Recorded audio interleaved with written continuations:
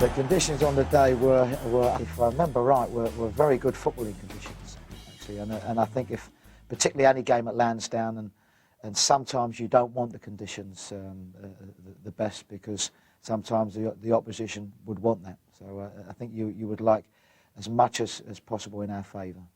The campaign for the 1984 European Championships had ended very disappointingly. We'd lost several of our games, and we had never really been in contention after the first few matches. So funnily enough, going into the first match for the 1986 World Cup qualifiers, the level of expectancy amongst Irish fans would have dropped significantly from a few campaigns before.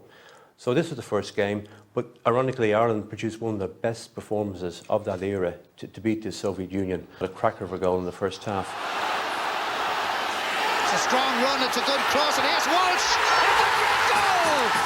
I think sometimes when you're playing against the European teams, you tend to know the individuals a little bit more. So certainly against Eastern Bloc countries, it was always difficult. You knew you was against good players, but players that you hadn't seen on a regular basis. The problem was the two front men, which is the great blocking. He moved across the line with a fella called Rodney, and they didn't play up front. They had four across the midfield, and then these two guys up front that kind of went wide. So who was going to pick them up? So we were working on that, the tactical side of that, to make sure that we didn't concede any early goals. And then once we had that sussed out, I think they had an early chance in that game. Then we started to impose ourselves on it, and I do remember the goal. Referee gives them the advantage. It's a strong run, it's a good cross, and here's Walsh! It's a great goal! It was a beautiful move involving three very good players, exceptional players. Mickey Robinson probably wasn't fully appreciated by Irish spectators. I thought he was a great player.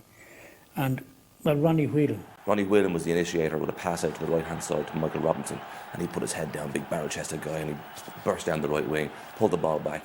Walsh took a touch, controlled it, and blended into the corner.